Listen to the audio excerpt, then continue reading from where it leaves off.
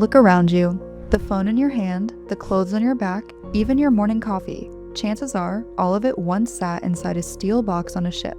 Meet the MSC Irena, one of the largest cargo vessels ever built. At 1,312 feet, she's longer than the Titanic, can stack containers 25 stories high, and carries over 24,000 of them at once, the weight of 24 Eiffel Towers. But moving a floating city this size safely across the oceans is one of the most complex puzzles on Earth. And yet, you almost never think about the system that makes it possible. Modern shipping runs on two rectangles, the 20 and 40-foot container. Thanks to this standardization, billions move seamlessly around the world. The biggest ships, like the OOCL Hong Kong or Evergreen's A-Class, carry more than 21,000 containers each.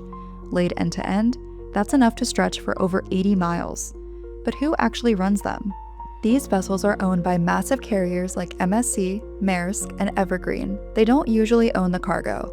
Importers and exporters rent space, often through freight forwarders who handle booking and paperwork. For a small business, the forwarder might ship a single container. For Walmart, it's entire decks. Moving these giants takes clever engineering. The MSC Irena blows air bubbles along her hull to reduce drag. Shaft generators convert propeller rotation into electricity. And newer vessels like the CMA CGM Jacques Saade run on cleaner liquefied natural gas, cutting CO2 by 20% and sulfur oxides by 99%. Building the ship is hard, loading it is harder. Every container is assigned a precise slot: bay, row, tier. Get it wrong, and you can cause days of delays or even risk capsizing. Cargo for early ports must go on top, while heavier boxes are stacked low. Too much weight in one place and the ship becomes unstable. To keep balance, mega ships pump tens of thousands of tons of seawater between ballast tanks during loading. Special cargo requires even more care. Refrigerated containers need constant power, while hazardous goods must be separated by strict rules. And the only thing holding the stacks in place? Simple twist locks and steel rods. Behind the scenes, freight forwarders and port planners coordinate every move digitally. When a ship leaves port in Asia, crews in Europe already know which crane will lift your container first. So how does it actually work? Picture this: a toy made in Shenzhen is packed into a container, trucked to Yantian port, stacked on a megaship, and 3 weeks later unloaded in Long Beach, before riding a train to a warehouse in Chicago. Why so much effort? Because it's unbelievably cheap.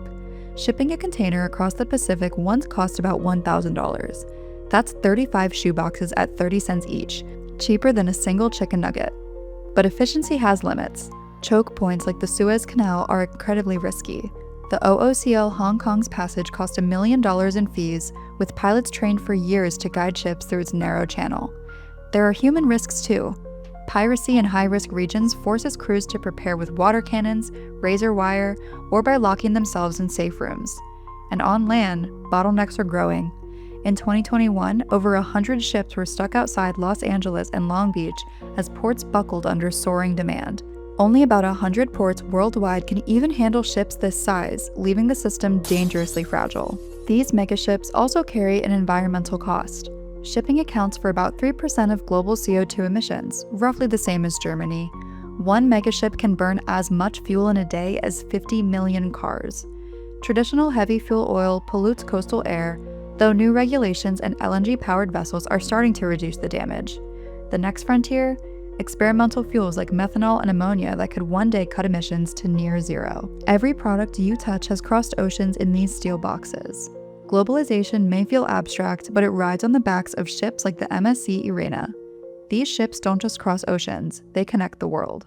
If you enjoyed this video, leave a comment and don't forget to subscribe to Forever Green.